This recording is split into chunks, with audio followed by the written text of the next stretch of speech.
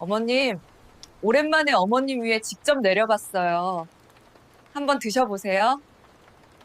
그 말이 들렸을 때 저는 커피 향보다 먼저 싸늘한 예감을 맡았습니다. 제 이야기를 끝까지 따라와 주시고 지금 보고 계신 도시를 댓글로 남겨주세요. 제 이야기가 어디까지 닿았는지 알고 싶습니다. 저는 윤희입니다. 68 부산시장 골목의 오래된 아파트 1층에서 작은 가게를 지키고 있습니다. 남편이 떠난 뒤로 이곳이 제 세상 전부가 되었습니다. 새벽엔 김치 냉장고 문이 덜컥 열리고 안쪽에서 고춧가루 냄새가 새어 나옵니다. 그 냄새 위로 가까른 원두향이 겹쳐지면 하루가 시작된다는 뜻이지요. 라디오 AM은 아직도 잡음 섞인 음악을 틀고 지붕 위에 비가 살짝 내립니다. 그날은 유난히 습기가 짙었습니다.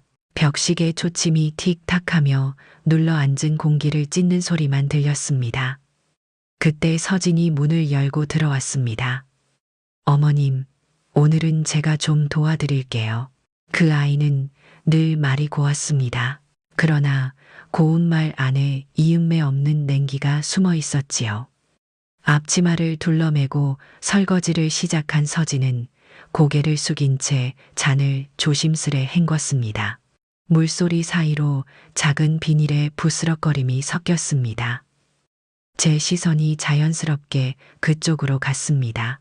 은색 포장지 한 조각, 손끝에 걸린 가루, 그리고 커피 잔. 어머님 오랜만에 어머님 위해 직접 내려봤어요. 한번 드셔보세요. 그 순간 스푼이 잔벽을 살짝 건드렸고 금속의 얇은 울림이 났습니다. 김이 피어오르며 희미한 약초 냄새가 섞였습니다. 저는 잔을 바라보다가 천천히 미소를 지었습니다. 그래 고맙다. 근데 네가 먼저 맛을 봐줄래? 서진의 손끝이 멈췄습니다. 그 미세한 정적이 커피 향보다 진하게 퍼졌습니다. 저는 요즘 카페인 줄이거든요.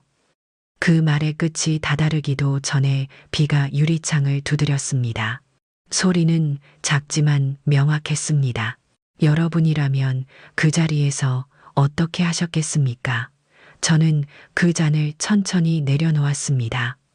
잔받침에 남은 물자국이 마치 흔적처럼 남았습니다. 제 마음도 그 물자국처럼 사라지지 않을 것 같았습니다. 가게 안은 좁지만 모든 물건이 제 자리를 알고 있었습니다. 커피 분쇄기의 리듬 바닥, 온돌의 미지근한 온기, 그리고 한쪽 구석의 유리 보온병. 요즘 그 보온병을 자주 봅니다. 눈금이 선명해서 제 마음처럼 정확해 보였거든요. 저는 생각했습니다. 말로 다투지 말자. 대신 기록하자. 눈으로 보고 손으로 남기자. 그게 체면을 지키는 가장 조용한 싸움이라 믿었습니다. 창밖에서는 시장 아주머니들의 목소리가 바람에 섞여 들려왔습니다. 오늘은 비가 덜 오네. 커피 냄새 좋다. 그 평범한 대화들이 제 가슴엔 위로가 되었습니다. 저녁이 가까워지자 민호가 들어왔습니다. 엄마, 이거 서류 좀 봐요. 한옥은 놔둬봐야 흉물이에요. 재개발 들어가면 남는 건 없어요. 비에 젖은 서류를 제 앞에 내려놓으며 말했습니다. 종이 끝에서 물방울이 흘러내렸습니다. 민호야, 그 집은 내 아버지가 남긴 거야. 돈으로는 못 바꾸지. 엄마, 이젠 그런 감정 버려요. 시대가 달라요. 저는 대답 대신 잔을 닦았습니다. 손끝에 닿는 사기의 결이 거칠었습니다. 작은 균열이 있었습니다. 금이 가도 버리지 못하는 잔, 그게 인생이지요. 여러분도 그런 물건 하나쯤 있으시죠? 버리면 나까지 부서질 것 같은 것. 민호가 나간 뒤 저는 다시 가게에 불을 낮추었습니다. 창문 틈으로 비 냄새가 스며들었고 라디오에서 구식 노래가 흘렀습니다. 사랑이 뭐길래 그 가사가 허공에서 흩어질 때 저는 갑자기 오래된 한옥의 마당이 떠올랐습니다. 빗물이 기왓장을 타고 흘러내리던 풍경, 그리고 남편의 목소리, 증거는 마음보다 오래가, 그 말이 지금 제 귓가에 닿았습니다. 그래서 저는 작은 카메라를 꺼냈습니다. 그날의 일은 우연 같지만 우연이 반복되면 의도가 되니까요. 가게 선반 아래에 카메라를 고정시키며 마음속으로 중얼거렸습니다. 이젠 내 말보다 이 렌즈가 진실을 지켜주겠지. 불빛이 한번 깜빡이며 켜졌습니다. 조용히, 확실하게. 밤이 깊어지자 바닥의 온기가 천천히 식었습니다. 커피 향은 아직 공기 중에 남아 있었습니다. 저는 흰 잔 하나를 싱크대 위에 올려두고 그 잔 입구의 금을 다시 손끝으로 짚었습니다. 금이 있어도 괜찮다. 버티면 된다. 혼잣말이 입에서 흘러나왔습니다. 여러분이라면 이런 상황에서 누구를 믿으시겠습니까? 사람의 말인가? 손의 기억인가? 저는 내일 약국에 들러보기로 했습니다. 그 가루의 냄새가 여전히 제 코끝에 맴돌고 있었거든요. 창문을 닫자 빗소리가 벽을 타고 흘렀습니다. 라디오의 불빛이 흔들렸고 커피 향은 점점 식었습니다. 저는 잔을 닫고 천천히 불을 껐습니다. 불빛이 사라진 자리에 제 그림자만 남았습니다. 그 그림자는 작지만 단단했습니다. 내일 저는 더 이상 말로 설명하지 않을 겁니다. 오직 사실로만 이야기하겠습니다. 그리고 그 시작은 오늘의 한 잔이었습니다. 새벽 공기가 아직 차가웠습니다. 김치 냉장고의 모터 소리가 한 번 울리고 곧 정적이 돌아왔습니다. 라디오는 꺼져 있었고 시장 쪽 소리도 들리지 않았습니다. 그 고요함 속에서 저는 부엌 식탁에 앉아 있었습니다.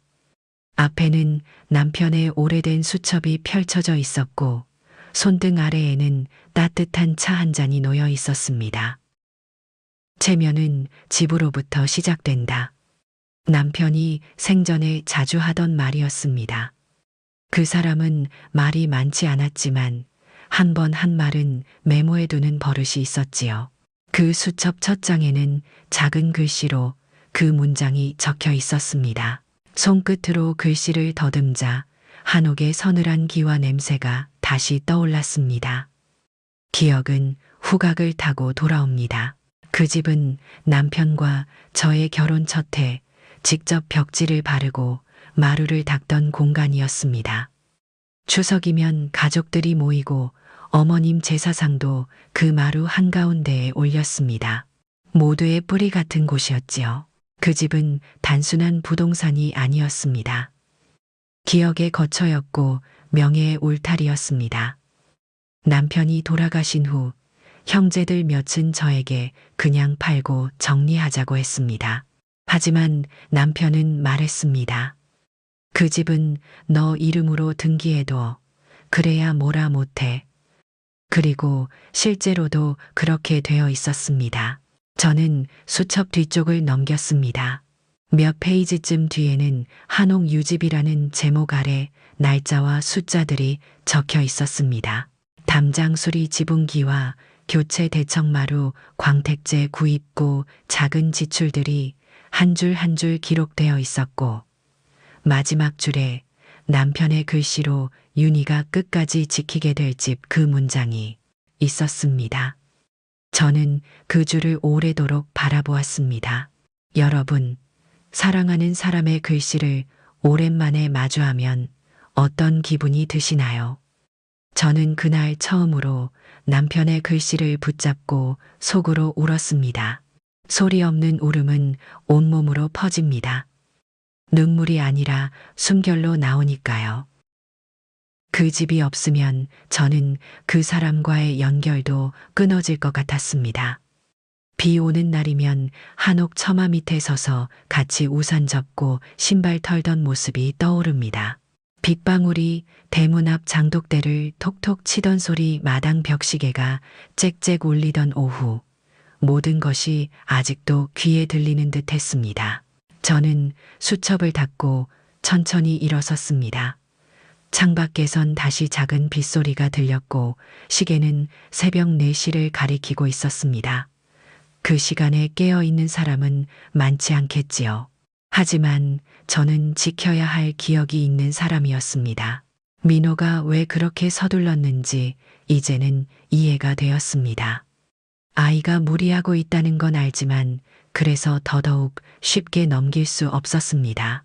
이 집이, 이 한옥이 내 이름과 삶과 연결된 마지막 끈이라면 저는 그 끈을 부드럽게 그러나 놓지 않기로 했습니다. 여러분, 지키고 싶은 무언가가 있으신가요?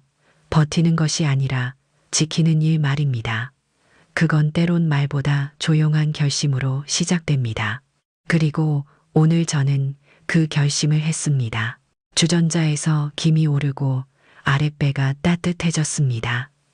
새벽이 이른 가게 안은 아직 조명이 희미했지만 제 눈은 또렷해졌습니다. 한옥의 대청마루는 겨울이면 발이 시렸습니다. 하지만 바닥에 앉아 손톱으로 마루 틈새를 밀던 그 시절에 저는 추위를 의식하지 않았습니다. 우리 마당엔 비가 와도 못이 안 솟아 남편은 그렇게 말하며 장독대 위에 널어놓은 수건을 개곤했지요. 그 사람은 말보다 행동이 먼저였고 체면보다 실속을 중시하는 사람이었습니다. 그런 그가 굳이 체면은 집에서 나온다고 했던 이유를 저는 요즘 더 자주 떠올립니다. 나이가 들수록 사람들은 말보다 뿌리를 본다는 걸 알게 되니까요. 한옥에는 그 사람과 함께 만든 손때가 남아 있습니다. 부엌 선반 높이 창틀에 남은 나사, 자국 거실 구석 장식장에 그려진 작은 금, 그 모든 것이 삶의 문장들이었습니다. 여러분, 오래된 집이 단순한 장소가 아니라 누군가를 살아 숨쉬게 하는 장치라는 걸 느껴본 적 있으신가요? 창밖으로 시선이 머물렀습니다. 빗물이 간판을 타고 떨어졌고 지나가던 아주머니가 비닐을 머리에 쓰고 배추를 한 상자 끌고 지나가셨습니다. 그런 일상이 저에게는 도시보다 더 사람 같은 풍경이었습니다. 손님이 없는 시간, 저는 수첩을 조심스레 서랍 안에 넣었습니다.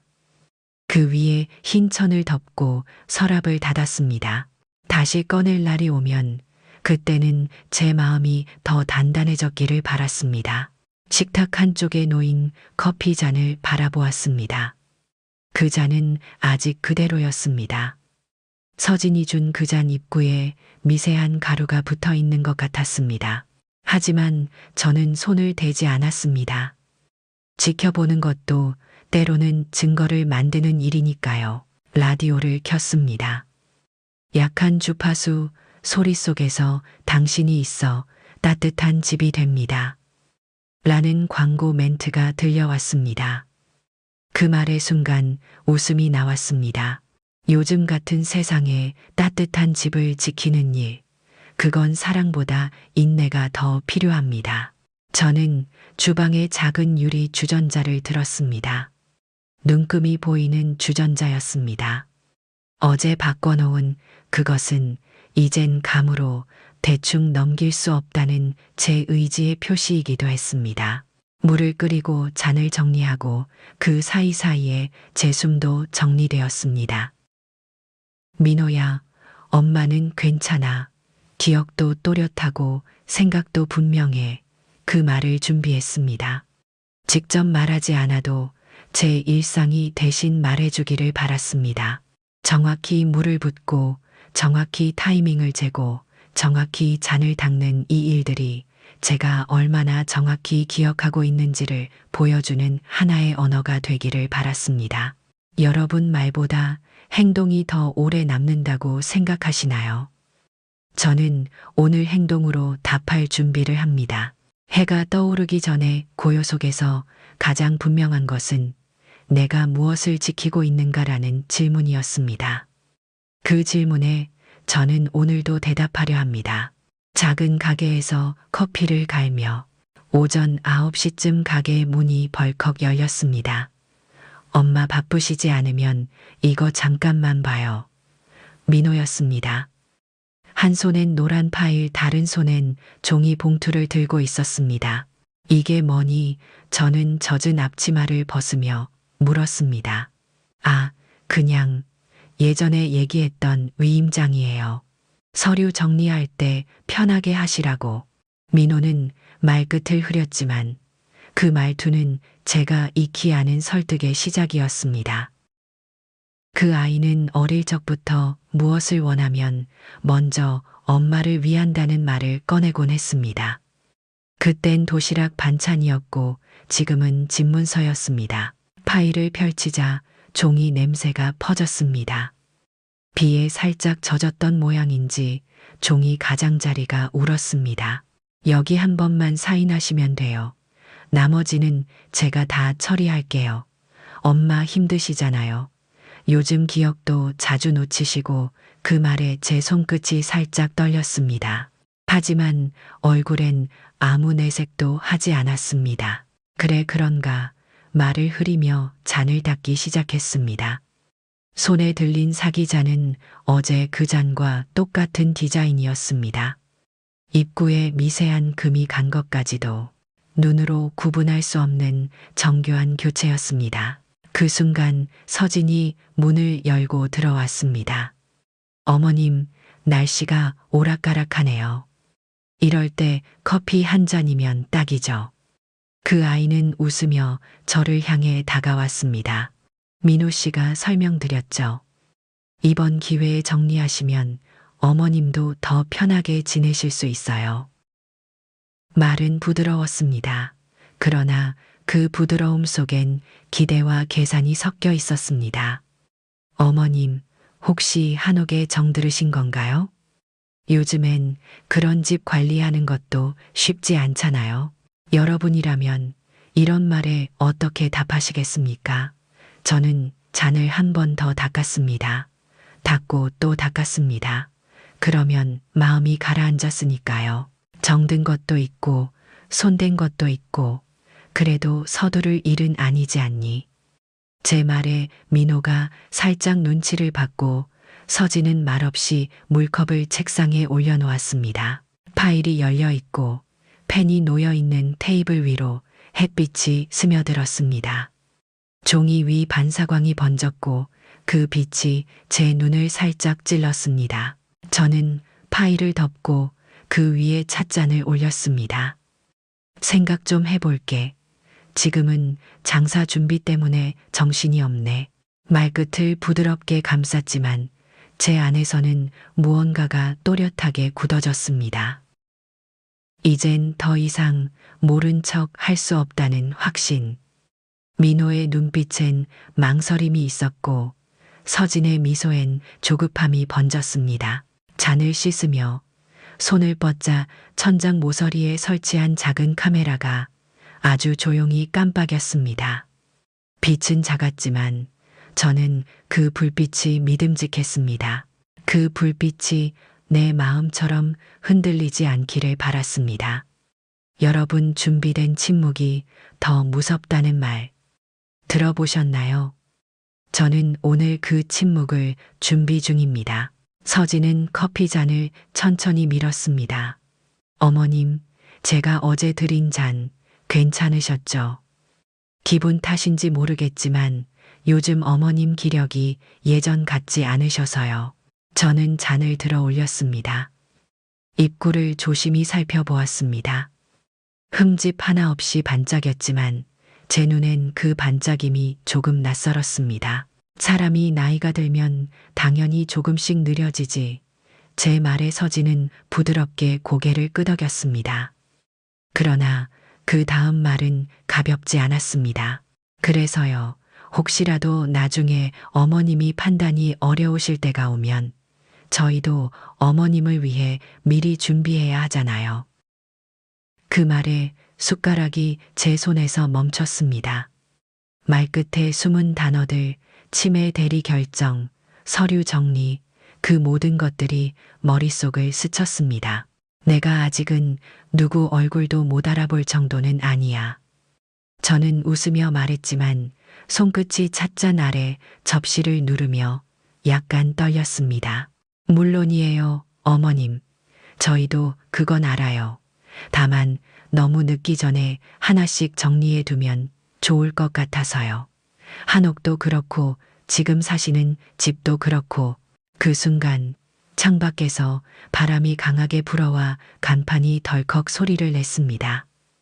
김치 냉장고도 한번 진동하듯 울렸고 가게 안의 모든 것이 잠시 숨을 죽였습니다. 여러분, 누군가가 당신의 기억력을 의심할 때 그 마음 깊은 곳은 얼마나 흔들릴까요? 저는 그 흔들림을 가라앉히기 위해 커피를 새로 내리기 시작했습니다. 보온병에 물을 정확히 350ml 붓고 분쇄기에서 원두를 20지 갈아냈습니다. 그 모든 과정 하나하나에 집중했습니다. 손으로 눈금을 맞추고 귀로 추출 소리를 들으며 입으로 향을 확인했습니다. 커피를 내리는 시간이 제겐 마음을 다스리는 의식이었습니다. 오늘은 더 정성껏 더 천천히 내렸습니다. 커피 향이 진하네요. 역시 어머님이 직접 내리신 게 최고예요. 서진의 말에 저는 미소 지었지만 그 미소는 것만 따뜻했습니다. 그 아이는 컵을 집어들지 않았습니다. 저는 오늘 카페인 조금 줄이려고요. 이틀 전과 똑같은 말이었습니다. 그래, 그럼 이건 내가 마실게. 저는 잔을 조심스레 들어 입에 댔습니다. 그러고는 단숨에 마시지 않고 작게 한 모금만 입술에 머금었습니다. 씁쓸한 맛, 구수한 향, 그 안에 어제와는 다른 미묘한 균형이 있었습니다. 그러나 오늘 커피는 괜찮았습니다. 제가 모든 재료를 직접 만졌으니까요. 서진이 나간 뒤 저는 스케치북을 꺼냈습니다. 맨 앞장에 이렇게 적었습니다. 날짜별 커피 추출 기록, 물양, 원두양, 잔의 위치 시간. 그 아래 빈 칸이 줄지어 있었습니다. 여러분, 기록이 마음을 지키는 방법이라는 걸 믿으시나요? 저는 말보다 숫자 추억보다 흔적이 더 설득력 있는 순간이 있다는 걸 잘 압니다. 기억은 흐려져도 기록은 남습니다. 그리고 그 기록이 누군가에게 내가 정상이라는 것을 증명해 줄지도 모릅니다. 불빛 아래서 연필을 깎고 손바닥으로 스케치북을 펴며 저는 생각했습니다. 지금부터는 모든 걸 기록한다. 내일은 커피 내리는 시간부터 누가 먼저 문을 열고 들어왔는지, 잔은 어떤 순서로 놓였는지까지 모든 것을. 그것이 제가 지킬 수 있는 작고 단단한 해답이었습니다. 증거는 언제나 말보다 오래 남으니까요. 비가 조용히 내리던 저녁 식탁 위에는 된장찌개가 보글보글 끓고 있었습니다. 김이 피어오르는 그릇 너머로 민호와 서진이 마주 앉아 있었습니다. 와, 엄마, 아직도 된장 직접 담그세요. 민호가 웃으며 말했습니다. 그럼 마트 된장은 냄새부터 달라. 제가 국자를 들며 대답했습니다. 서진은 말없이 미소 지으며 무말랭이를 제 앞접시에 올려주었습니다. 오늘 비도 오고 이렇게 따뜻한 반찬 먹으니 좋네요. 바깥엔 빗소리가 지붕을 두드리고 벽시계는 규칙적으로 틱탁 울리고 있었습니다. 식탁 아래 온돌의 온기가 발끝을 감싸며 공기 전체를 부드럽게 데워주었습니다. 엄마, 요즘은 이런 밥상 받기 힘들어요. 민호는 젓가락을 내려놓으며 말했습니다. 다들 바쁘고 음식은 배달로 때우고. 그 말에 저는 고개를 끄덕였습니다. 그래서 난 요즘 하루에 한 번은 내 손으로 국물 하나는 끓이려고 해. 서진이 그때 조심스럽게 말을 꺼냈습니다. 어머님, 한옥은 요즘도 사람이 안 사시죠? 그 말에 저는 된장을 저으며 국물 속 두부가 어떻게 떠오르는지를 지켜보았습니다. 응, 비 올 땐 좀 습하더라. 저는 담담히 대답했습니다. 민호가 물컵을 한 모금 마신 뒤 슬쩍 서류 봉투를 꺼냈습니다. 엄마, 저번에 말씀드렸던 거 다시 챙겨왔어요. 서류는 새로 정리했고 요약본도 첨부했어요. 테이블 위로 펼쳐진 종이들 사이로 등불의 반사광이 번졌습니다. 서진은 조심스레 덧붙였습니다. 어머님이 조금만 결정 내려주시면 이 집 정리도 더 편해지고 한옥도 새 주인 만나면 숨을 쉴 수 있을 거예요. 숨을 쉴 수 있는 집. 그 말에 제 손이 국자에서 천천히 내려왔습니다. 여러분, 집이 숨을 쉰다는 말을 들었을 때 무슨 생각이 드시나요?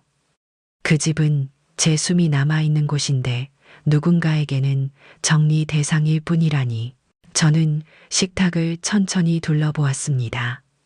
벽에 걸린 시계 가스렌지 옆에 오래된 양념통, 그리고 옛날 어머님께 받은 찬압.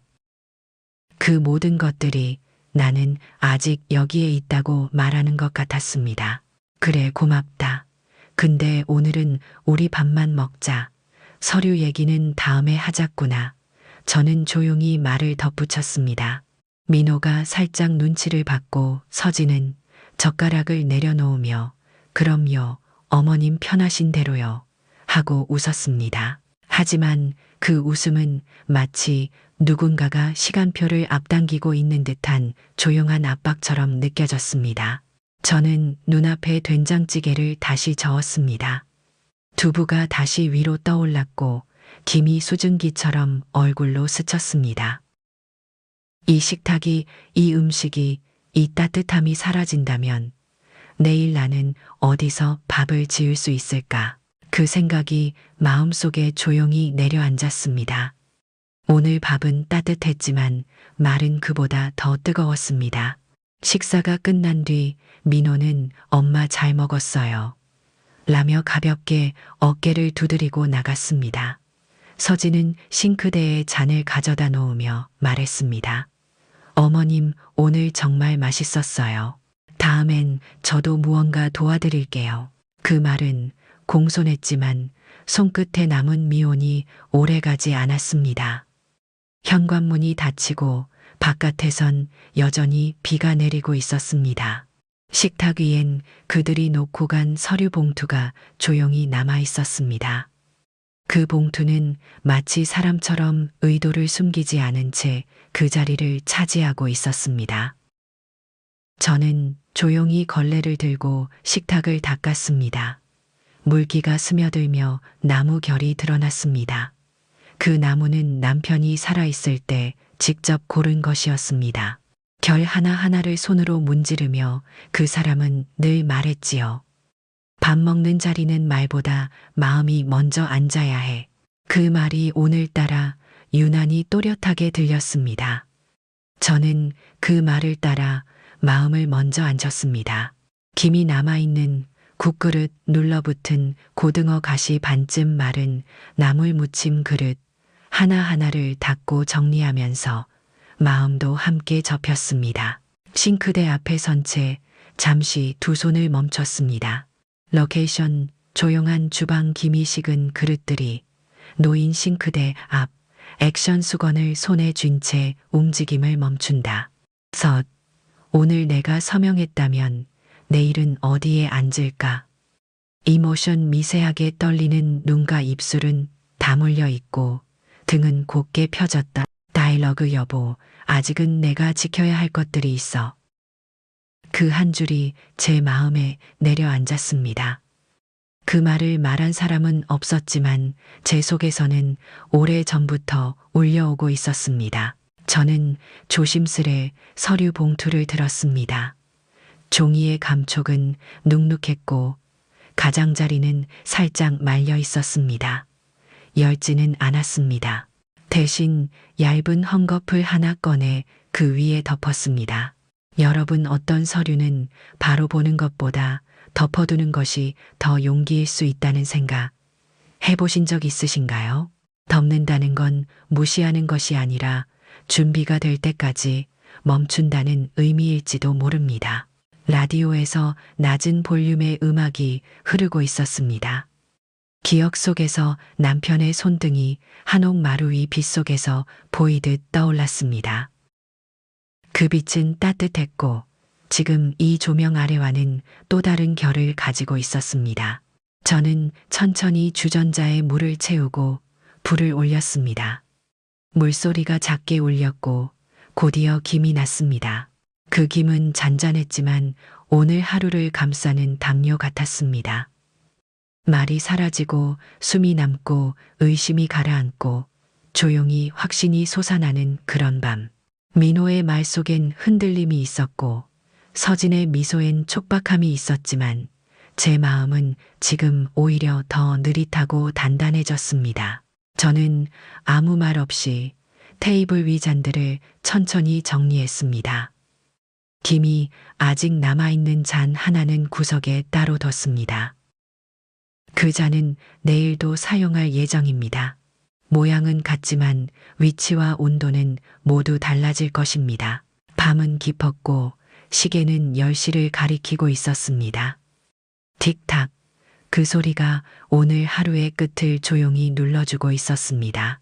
시장은 새벽부터 분주했습니다.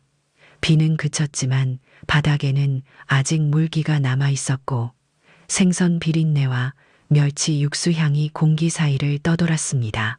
저는 손에 장바구니를 들고 골목을 지나고 있었는데 뒤에서 익숙한 목소리가 들렸습니다. 요즘 윤희 씨 좀 이상하지 않대요. 기억도 가물가물하고 며느리가 대신 다 챙긴다던데. 말은 조용했지만 제 귀에는 너무 선명했습니다. 뒤돌아보지 않았지만 가슴속이 싸늘하게 식었습니다. 다른 가게 앞을 지날 때 또 들렸습니다. 아유, 나이 드시면 다 그러시지 뭐. 그 순간 저는 파 한 단을 고르던 손을 멈췄습니다. 시선은 멍하게 채소 진열대 위를 떠다녔고 숨이 가슴 안에서 멈칫했습니다. 여러분, 누군가의 말 한마디가 몸보다 더 차갑게 느껴졌던 적 있으셨나요? 그날 아침 제 마음은 정말로 얼어붙었습니다. 집에 돌아오자 김치냉장고에서 새는 고춧가루 냄새가 이상하게도 오늘은 더 강하게 느껴졌습니다. 그 냄새조차 이제는 제 존재를 붙잡아주는 마지막 기호처럼 느껴졌습니다. 저는 천천히 카메라를 꺼냈습니다. 선반 아래 고정시켜 두었던 작은 카메라였습니다. 메모리 카드를 꺼내 노트북에 연결했습니다. 심장이 조용히 두근거렸고 손끝이 살짝 떨렸습니다. 파일을 열었습니다. 그러나 아무것도 없었습니다. 화면에는 단 하나의 메시지가 떠 있었습니다.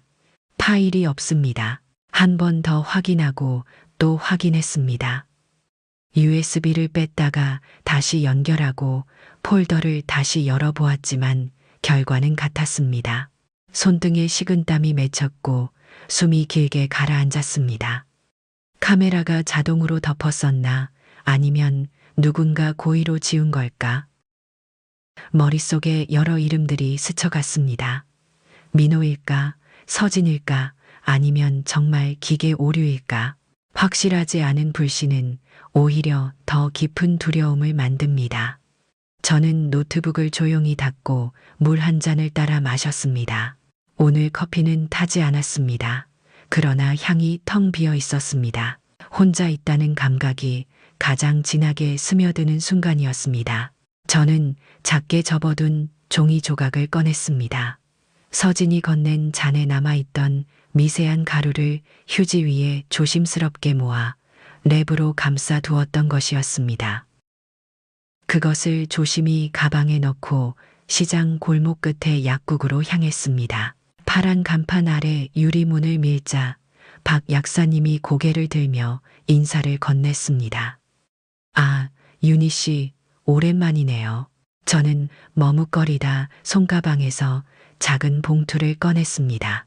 박 약사님, 이거 혹시 간단하게라도 성분 확인 가능할까요? 무슨 가루인지 위험한 건 아닌지 알고 싶어서요. 그는 고개를 갸웃하다가 종이를 받아들었습니다. 커피 가루랑 섞여 있긴 하네요. 정확하진 않지만 대충 반응은 볼 수 있어요. 작은 리트머스 종이에 시약 한 방울이 떨어졌고 종이의 색이 미묘하게 변했습니다. 박 약사님은 눈살을 살짝 찌푸리며 말했습니다. 카페인 외에 뭔가 다른 게 들어간 것 같긴 해요. 정확한 검사는 실험실에 보내야 알 수 있겠지만 이건 일반 원두는 아니네요. 그 말에 저는 가만히 고개를 끄덕였습니다. 속이 조용히 일렁였습니다. 확인서 같은 거 혹시 써주실 수 있을까요? 아주 간단한 메모라도 괜찮아요. 그는 잠시 고민하더니 메모지에 날짜와 반응 결과를 적어주었습니다. 그 메모는 작은 종이였지만 제겐 아주 큰 무게로 느껴졌습니다. 약국을 나서는 길 바람이 골목을 휘돌아 제 뺨을 스치고 지나갔습니다. 저는 하늘을 잠깐 올려다보았습니다.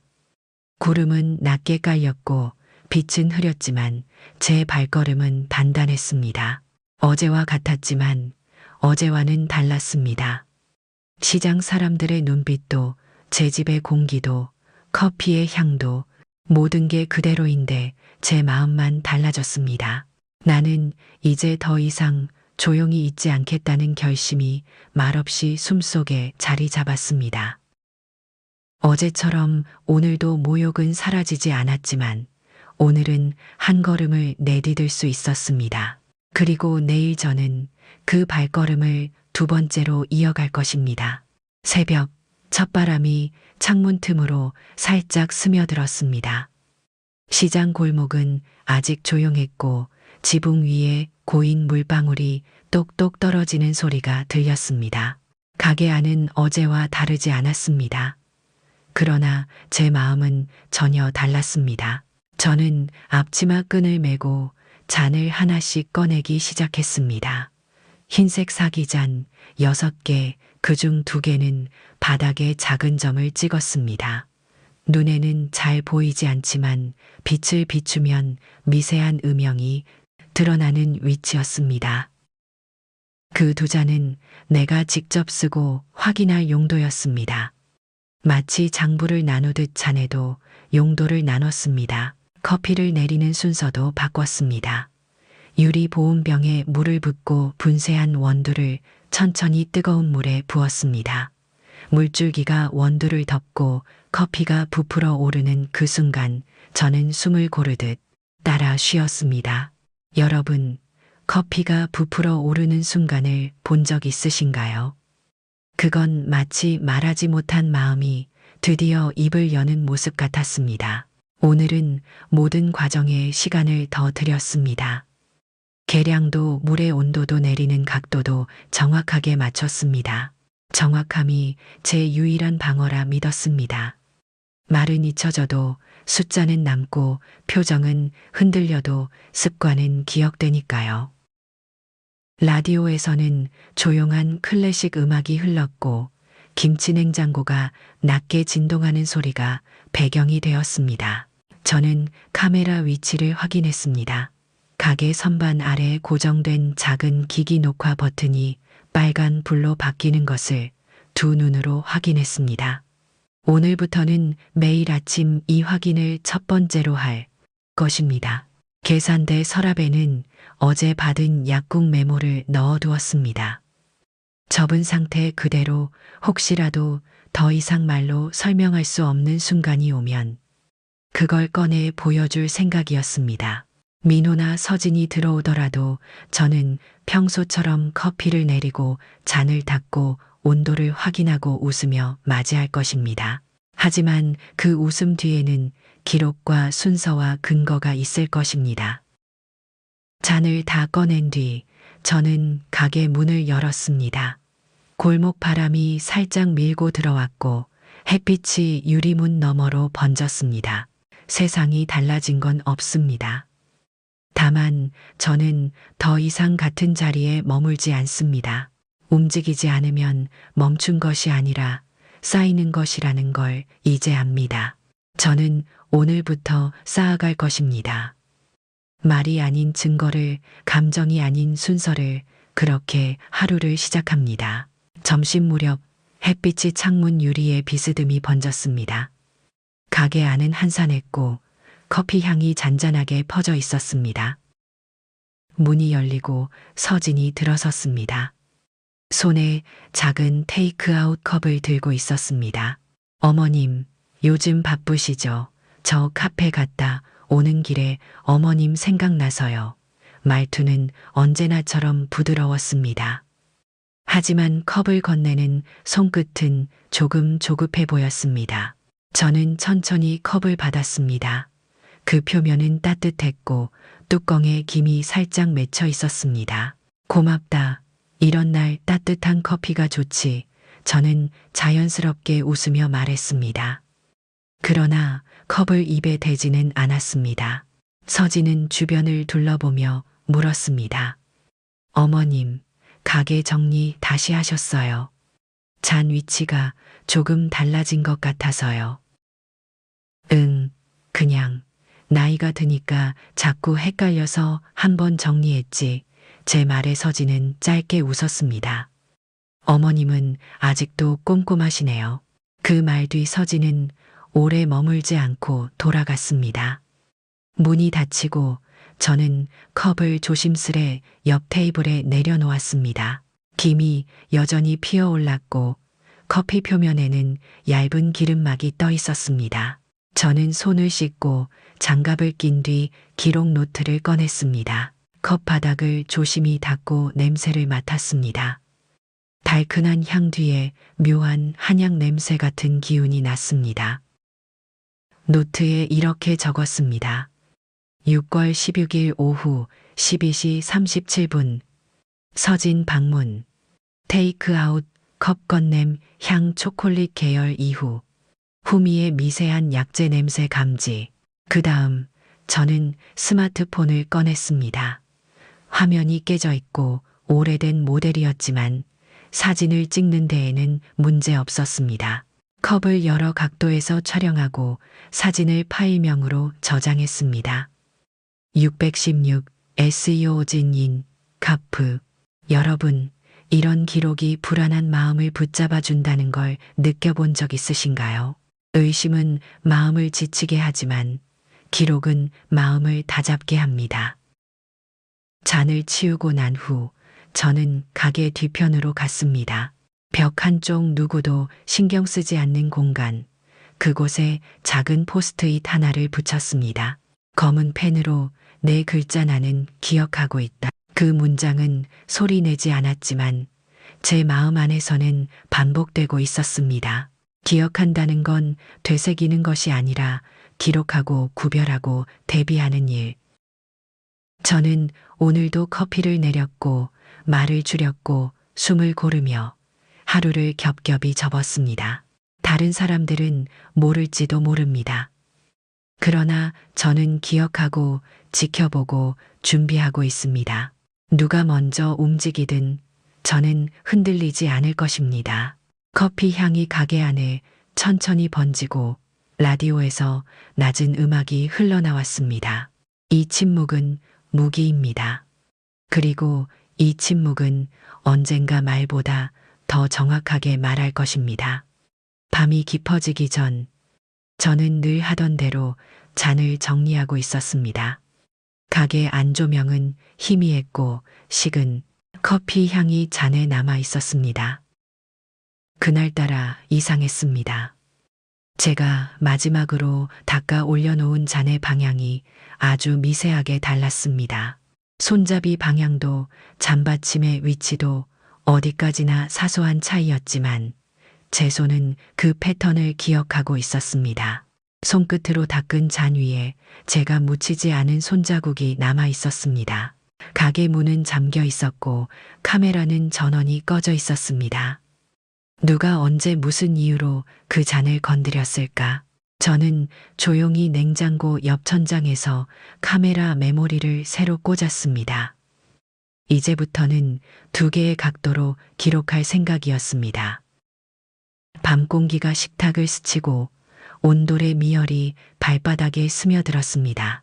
그 잔은 다시 원래의 자리에 원래의 각도로 그대로 올려뒀습니다. 내일 어떤 손이 또다시 건드릴지 그걸 보는 게 먼저였습니다. 저는 가게 불을 끄고 마지막으로 손에 닿은 수건을 들었습니다. 수건에는 낯선 손에 눌린 자국이 빗방울 자국처럼 남아 있었습니다. 여러분, 낯선 손길이 남긴 흔적을 본 적 있으신가요? 그건 향보다 오래가고 소리보다 무겁습니다. 다음 날 아침 가게 문을 열자 햇빛이 바닥을 비스듬히 스쳤습니다. 저는 가장 먼저 어젯밤 그 잔을 확인했습니다. 위치는 그대로였습니다.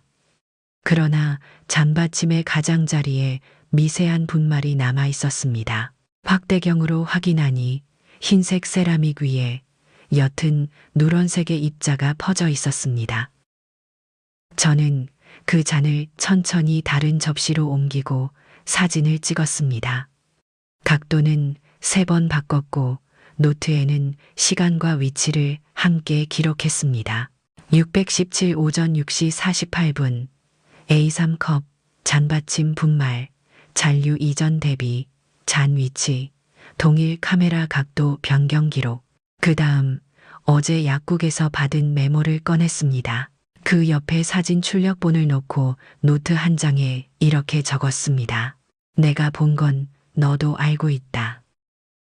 그 문장을 접어서 계산대 서랍 안에 넣었습니다. 이제 준비는 거의 끝나가고 있었습니다. 말 대신 보여줄 것들, 그것들이 자리를 잡아가고 있었습니다. 저는 가게 창문을 닫고 새로 원두를 볶기 시작했습니다. 커피 볶는 냄새가 공기 중에 퍼지면서 그 잔의 기운을 밀어냈습니다. 불쾌함보다 기록이 더 오래 남는다는 걸 저는 알고 있었습니다. 그 믿음이 제 하루를 지탱해 주었습니다. 그리고 오늘도 저는 묻지 않고 흔들리지 않고 그 자리를 지켜보기로 했습니다. 오후 햇살이 가게 안으로 길게 들어오고 있었습니다. 저는 계산대 아래 서랍을 하나씩 정리하고 있었습니다. 몇 년간 손도 대지 않았던 서류 봉투들이 구겨진 채 포개져 있었습니다. 손끝에 종이에 먼지가 닿았고 그 안쪽에서 노랗게 바랜 서류 하나가 나왔습니다. 등본 사본, 표지 위에 그렇게 적혀 있었습니다. 저는 조심스럽게 펼쳤습니다. 글씨는 흐릿했고 가장자리는 손때로 살짝 닳아 있었습니다. 눈을 따라가다 한 줄에 멈췄습니다. 소유자 윤희, 제 이름이 선명하게 적혀 있었습니다. 그 밑에는 주소 구조 면적, 그리고 기재일 1997년 6월. 그날로부터 저는 그 집을 지켜왔습니다. 비가 새면 지붕을 갈았고 장독이 깨지면 새로 빚었고 명절이면 사람들을 불러들였습니다. 한 번도 내 것이라고 말하지 않았지만 누구보다 오래 그 공간을 살아왔습니다. 여러분, 시간이 증명한 소유란 무엇이라 생각하시나요? 도장도 서명도 없지만 그 안의 바람과 냄새와 그림자가 오로지 나로 이루어진 곳, 그게 집 아니겠습니까? 서류를 다시 접으며 저는 손등으로 눈가를 문질렀습니다. 창밖에서는 시장의 저녁 바람이 불어와 유리문을 살짝 밀었습니다. 라디오에서는 누군가의 사연이 흐르고 있었습니다. 나는 우리 어머니를 의심한 적이 없어요. 그 사람은 단 한 번도 거짓을 말한 적 없으니까요. 그 말에 저는 고개를 살짝 숙였습니다. 그리고 다시 노트를 펼쳐 이렇게 적었습니다. 나는 잊지 않았다. 날아서 지켰다. 그 문장은 소리 없이 제 안에 새겨졌습니다. 민호와 서진이 그 잔을 왜 바꿨는지, 그 가루가 정확히 무엇이었는지 모든 게 명확해지진 않았지만 그보다 먼저 저는 제 안의 기억이 선명하다는 걸 스스로 증명해가고 있었습니다. 커피 향은 점점 진해졌고 해는 기울고 있었습니다. 오늘도 저는 누구보다 정확하게 원두를 갈고 물을 데우고 잔을 닦았습니다. 그 모든 동작이 하나의 문장이 되고 그 문장은 언젠가 제 말을 대신하게 될 것입니다. 가게 문을 닫기 전 저는 서류 봉투와 사진 약국 확인서와 노트를 작은 박스에 모았습니다. 라벨 하나를 붙였습니다. 진실을 위한 묵음. 그 말처럼 저는 조용히 움직이고 있었지만 멈춰 있는 건 아니었습니다. 침묵은 준비의 다른 이름이었습니다.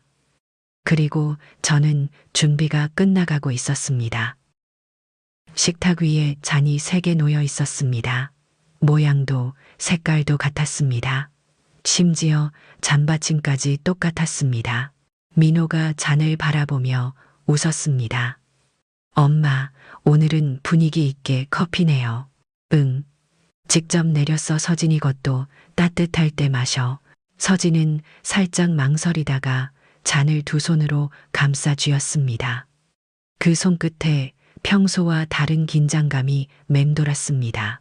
김이 피어오르는 잔 테이블 위로 번지는 향. 그 모든 것이 마치 연극의 첫 장면처럼 정돈되어 있었습니다. 저는 말없이 앉아 있었습니다. 바닥 온돌은 따뜻했고 천장에서 내려오는 불빛은 부드러웠습니다. 그러나 공기 속은 묵직했습니다. 숟가락이 잔 벽에 닿는 소리가 작게 울렸습니다. 라디오를 켰습니다. 주파수를 맞추는 소리가 거칠게 스쳤고 잠시 후 낮은 음성의 뉴스가 흘러나왔습니다. 오늘 오전 한 시장에서는 의약품 오용 관련 민원이 그 소리가 마치 시계 초침처럼 방안을 한번 휘감고 지나갔습니다. 저는 조용히 말했습니다. 며칠 전부터 커피에서 이상한 냄새가 났어. 민호가 눈썹을 살짝 찌푸렸습니다. 그래, 원두가 상했나? 그럴 수도 있겠다 싶어서 매일 쓰는 잔을 구분했고 향을 기록했고 사진도 찍었어. 서진이 조용히 잔을 내려놓았습니다. 그 손이 떨리지는 않았지만 그림자처럼 조심스러웠습니다. 그리고 약국에 가서 확인도 받았어. 그날 잔 안에 남은 가루 성분. 저는 가방에서 접힌 종이 한 장을 꺼냈습니다. 박 약사님의 간단한 메모였습니다. 정확한 분석은 아니지만 커피 외에 약재류 성분이 감지된다고 했어. 잔 사이로 시선이 오갔습니다. 그 누구도 먼저 입을 열지 않았습니다. 저는 천천히 사진 출력본도 꺼냈습니다. 잔바닥 잔받침 스푼의 위치 각도를 달리해 촬영한 일자별 이미지였습니다. 내가 착각한 게 아닐까 해서 카메라도 새로 달아서. 그런데 며칠 전엔 영상 파일이 사라졌더라. 이상하지. 말은 담담했지만 방 안의 공기는 점점 눅눅해졌습니다. 민호는 입술을 다물고 있었고 서진은 눈을 피했습니다. 여러분, 어떤 분위기 속에서도 말보다 시선이 더 많은 걸 말해주는 순간이 있습니다. 그날 저녁이 그랬습니다. 아직 어떤 이름도 부르지 않았고 어떤 죄도 묻지 않았습니다. 하지만 진실은 천천히 모습을 드러내고 있었습니다. 잔 위로 피어오르는 김처럼 그 뜨거움이 이제는 식지 않을 것 같았습니다. 방 안은 침묵으로 가득 찼습니다. 라디오는 어느새 음악으로 넘어가 낮은 피아노 선율이 흐르고 있었습니다. 저는 마지막으로 한 모금 마셨습니다. 커피는 식어 있었고 잔의 온기도 사라졌지만 그 씁쓸함이 제 안에 또렷이 남았습니다. 민호가 먼저 입을 열었습니다. 엄마, 그게 정말 의도한 건 아니었어. 목소리는 작았고 시선은 커튼 쪽을 향하고 있었습니다. 서진은 말이 없었습니다. 잔을 두 손으로 감싸 안은 채 한참을 움직이지 않았습니다. 저는 조용히 물었습니다. 너희는 내 기억보다 내 이익을 더 믿었니? 그 말에 아무도 대답하지 않았습니다. 오직 시계 초침 소리만이 틱탁 공기를 자르고 있었습니다. 저는 천천히 자리에서 일어났습니다.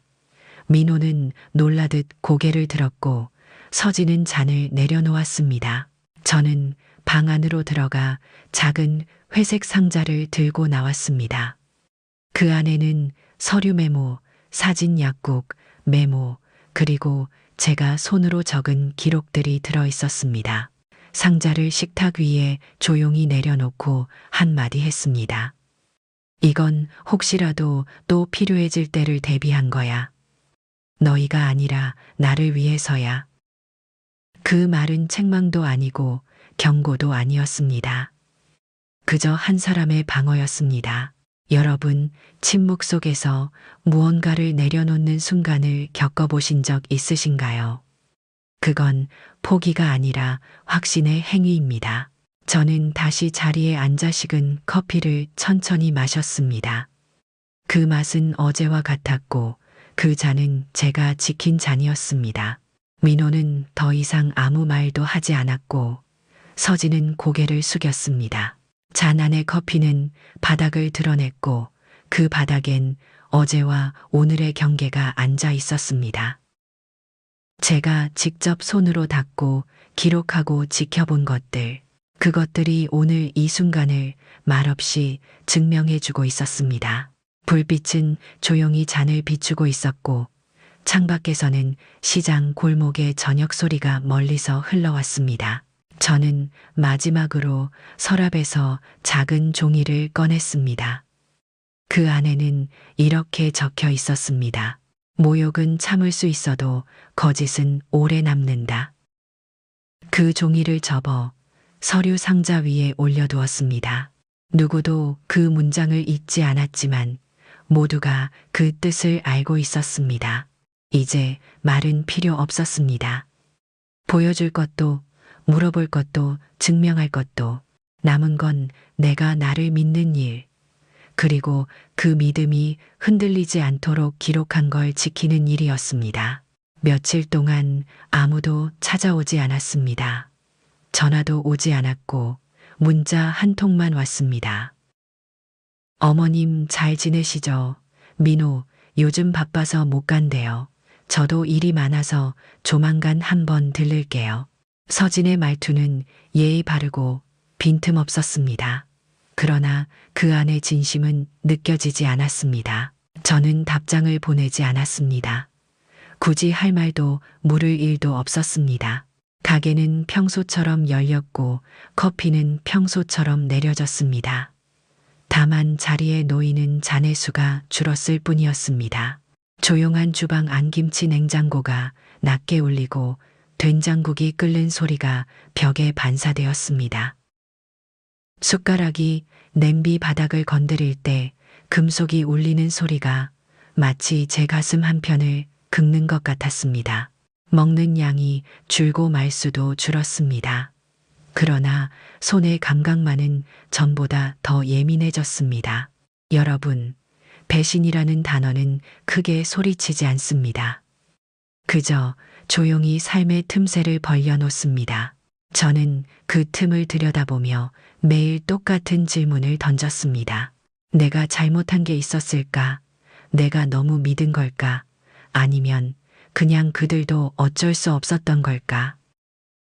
무엇 하나 쉽게 대답할 수 없었습니다. 시장에 나가면 사람들이 여전히 인사했습니다. 윤희 씨, 오늘은 비 안 맞고 나오셨네. 김 갈아놓은 거 좀 나눠줘요. 그러나 그 인사 뒤에 따라오는 짧은 침묵이 예전과는 달랐습니다. 누구도 직접 묻지 않았지만 누구도 모른 척하지 않았습니다. 그날의 커피 향은 누구에게도 잊히지 않았던 것 같습니다. 저는 굳이 변명하지 않았습니다. 해명은 필요하지 않았습니다. 제가 본 것, 제가 기록한 것, 그리고 제가 마주한 침묵, 그것이면 충분했습니다. 밤이 되면 불을 어둡게 낮추고 혼자 커피를 갈았습니다. 그 소리는 마치 하루를 정리하는 마음의 리듬 같았습니다. 소리와 냄새와 온기 사이에서 저는 그날의 감정을 하나씩 접었습니다. 마치 다 쓴 영수증처럼 말없이 조용히 비가 억수같이 쏟아지던 날, 저는 아무에게도 말하지 않고 한옥으로 향했습니다. 버스를 3번 갈아타고 마을 입구에 도착했을 땐 신발 안까지 물이 찼습니다. 우산을 접고 기와기를 따라 조용히 걸었습니다. 빗소리가 처마를 타고 등 뒤로 쏟아졌습니다. 대문은 그대로였습니다. 오래된 나무 문틀에 낡은 손잡이, 그리고 벗겨진 칠. 저는 천천히 문을 열었습니다. 집안은 조용했고 축축한 흙냄새와 나무 장롱에서 나는 묵은 냄새가 섞여 있었습니다. 신발을 벗고 마루에 올랐습니다. 발바닥에 닿는 나무 바닥의 감촉, 조금 미끄럽고 조금 차가웠습니다. 방 안에 들어서자 한쪽 벽에 걸린 사진이 보였습니다. 결혼식 날 그 사람과 함께 찍은 흑백 사진. 저는 손끝으로 액자 유리를 닦았습니다. 김이 서려 있었고 그 속에 제 얼굴이 희미하게 비쳤습니다. 그 사람의 옆에 서 있는 어린 윤희가 있었습니다. 그 사진을 보며 어떤 감정도 꺼내지 않았습니다. 그냥 한참을 바라보았습니다. 그 사람이 말했었지요. 이 집은 네가 나중에 더 오래 지킬 거야. 나는 잠깐 빌려 쓰는 거고. 그 말이 농담처럼 들렸지만 지금은 예언처럼 느껴졌습니다. 저는 수건장 안에서 얇은 천 하나를 꺼냈습니다. 그걸로 액자 위를 덮었습니다. 그리고 그 앞에 잠시 앉아 있었습니다. 바람은 창문 틈으로 스며들었고 종이 문풍지가 살랑였습니다. 여러분, 기억이 너무 선명하면 마음이 아려오는 순간이 있지 않으셨나요? 그날 저는 말없이 손을 모으고 이마를 숙였습니다. 기도는 아니었습니다. 그냥 그 자리에 앉아 있다는 사실을 내가 알고 있고 이 집도 알고 있다는 걸 조용히 확인하는 순간이었습니다. 저는 한참 뒤에 일어나 문을 닫고 밖으로 나왔습니다. 비는 여전히 내렸고 우산은 젖은 채 손에 들려 있었습니다. 대문을 닫을 때 손잡이가 조금 더 낡아진 듯 했습니다. 그러나 그 감촉은 아직 익숙했습니다. 문을 닫으며 속으로 한마디 했습니다. 이 집은 아직 나를 기다린다. 그 말이 제 안에 하나의 온기로 남았습니다. 그리고 저는 조용히 길을 따라 내려왔습니다. 돌아가는 길 제 등은 젖어 있었지만 마음은 덜 젖어 있었습니다. 비가 그치기 전까지 이 집은 제 편이었습니다. 오전 햇빛이 유리문을 얇게 비추고 있었습니다. 저는 계산대 앞에 앉아 볼펜을 들었습니다. 심호흡을 한번 하고 노트를 펼쳤습니다. 오늘 해야 할 일을 한 줄씩 적기 시작했습니다. 공증사무소 예약 통장님 면담, 약국 확인서 재발급 사진, 출력 유언 초안 검토, 하루의 목록이 종이 위에서 조용히 줄을 섰습니다. 글씨는 단정했고 마음은 단단했습니다. 여러분도 중요한 결정을 앞두고 목록을 만드십니까? 저는 목록이 마음의 떨림을 낮춰준다고 믿습니다. 전화기 연락처에서 공증사무소를 찾았습니다. 벨이 2번 울리고 친절한 목소리가 들렸습니다. 가능한 날짜를 묻고 필요한 서류를 확인했습니다. 신분증, 등본재산 목록, 기본증명서. 저는 차분히 메모했고 접수를 잡았습니다. 수화기를 내려놓자 김치 냉장고 모터가 낮게 울렸습니다. 라디오에서 날씨 소식이 흘렀습니다. 오늘 오후에도 비가 올 수 있다고 했습니다. 비는 제 편이기도 했습니다. 사람의 말은 번질 수 있지만 빗소리는 번지지 않으니까요. 저는 종이 뭉치를 가방에 정리했습니다. 회색 상자에서 사진과 메모를 골라 파일에 꽂았습니다. 약국에서 받은 메모는 투명 파일 제일 앞에 넣었습니다. 필요하면 먼저 꺼내 보일 생각이었습니다. 차를 한 모금 마시고 통장님께 문자를 보냈습니다. 오늘 저녁 잠깐 뵐 수 있을까요? 답장은 금세 왔습니다. 시장 끝 다방에서 보자고 하셨습니다. 그곳은 낮은 의자와 둥근 탁자가 있는 곳입니다. 저는 자리에서 일어나 잔을 세척했습니다. 금이 간 잔은 다른 칸에 따로 올려두었습니다. 그 잔은 오늘도 침묵으로 저를 지켜줄 것입니다. 문을 열자 골목에 바람이 가게 바닥을 살짝 쓸었습니다. 분쇄기 스위치를 켜고 원두를 갈았습니다.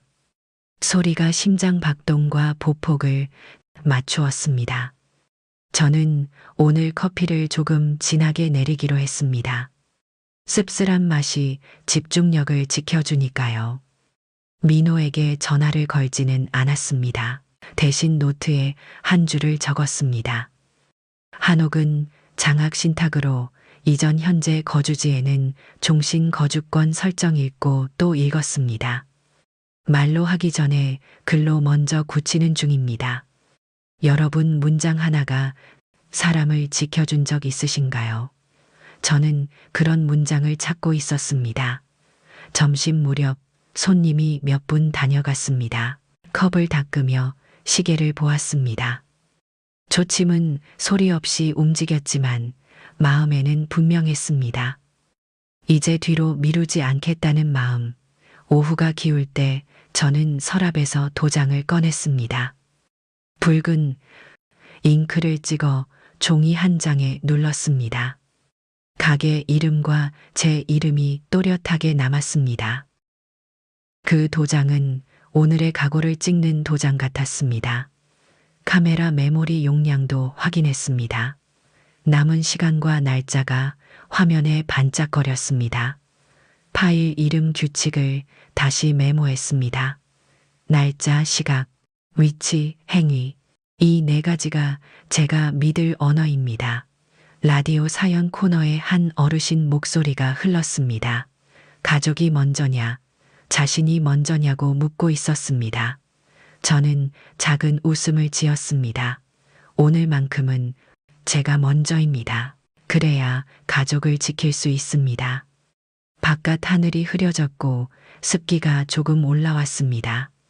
가게 문턱에 젖은 공기가 얇게 깔렸습니다. 저는 불을 한 칸 밝히고 의자를 정리했습니다. 곧 통장님을 만나러 나갈 시간입니다. 가방 속 서류를 마지막으로 확인했습니다. 신분증 메모 확인서 사진 요원, 메모 종이가 손바닥에 살짝 거칠었습니다. 저는 그 거친 감촉이 마음을 깨우는 듯 했습니다. 오늘 저는 도망가지 않습니다. 제가 선택한 말과 문서와 증거로 앞으로 갑니다.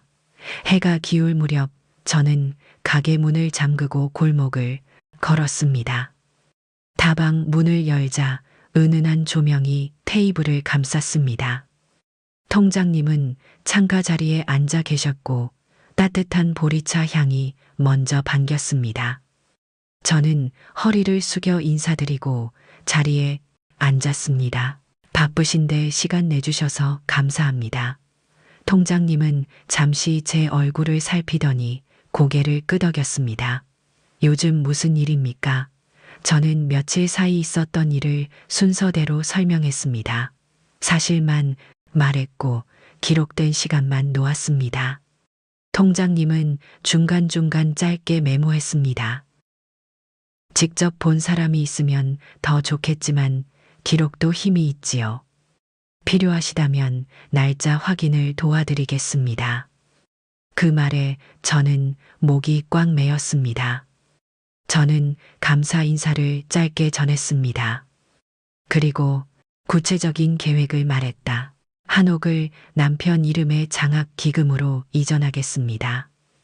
현재 집에는 제 종신 거주권을 명확히 적겠습니다. 의사결정은 제가 가능할 때 미리 정하겠습니다. 통장님은 천천히 고개를 끄덕였습니다. 그럼 내일 오전 공증사무소 앞에서 뵙지요. 저는 수첩에 시간을 적고 2번 확인했습니다. 밖으로 나오자 습한 공기가 뺨을 스쳤습니다. 가게로 돌아오는 길 스스로에게 물었습니다. 오늘의 저는 충분히 단단했을까?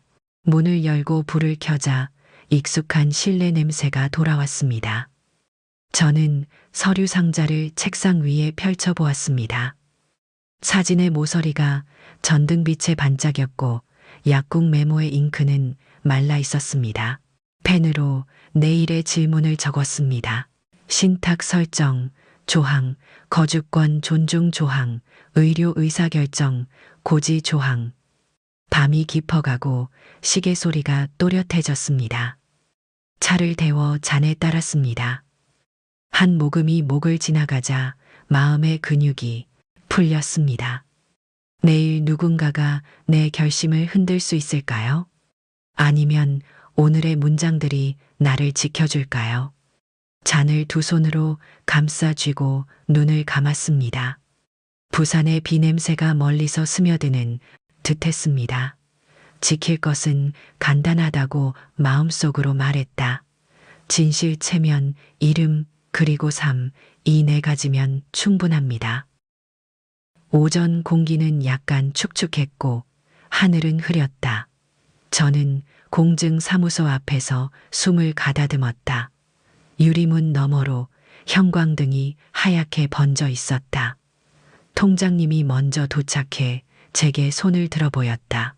짧게 인사하고 번호표를 뽑아 의자에 나란히 앉았다. 시계 소리가 또렷했고 대기실은 종이 냄새로 가득했다. 제 차례가 되자 가방에서 회색 상자를 꺼냈다. 직원은 신분증과 서류를 차례대로 확인했다. 한옥, 신탁, 설정, 장학, 기금, 명칭, 그리고 목적을 묻는다.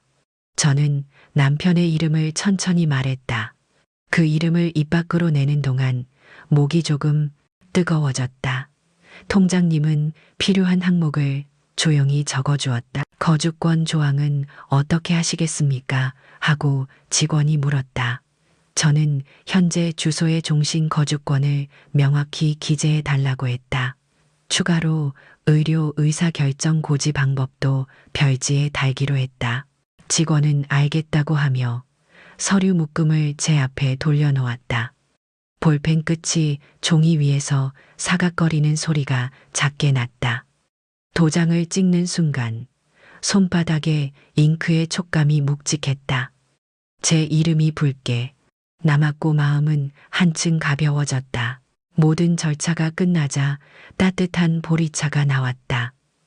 컵에서 김이 올랐고 저는 한 모금 마셨다 쓰지 않았고 부드러웠다. 오늘의 마음과 닮아 있었다.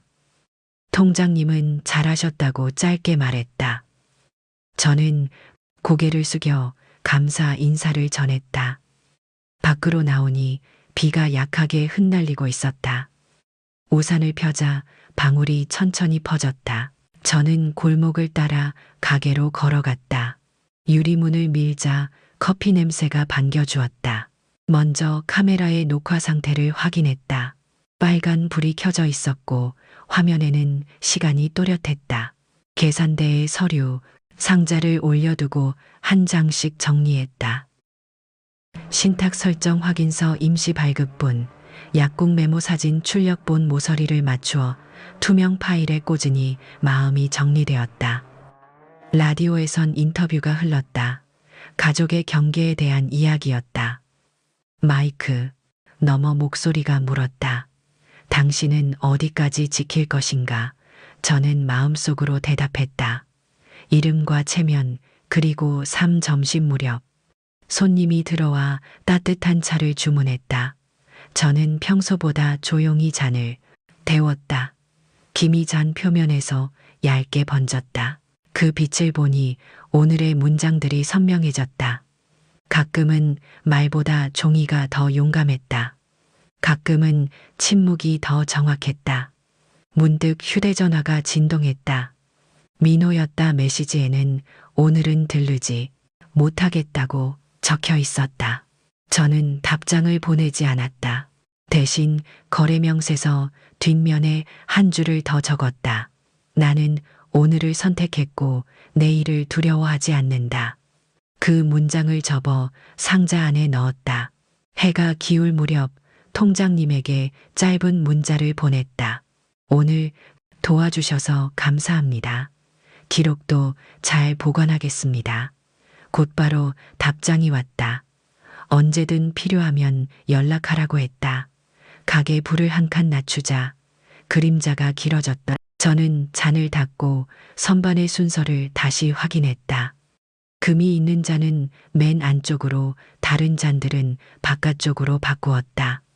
문턱에 서서 바깥 공기를 한번 들이마셨다.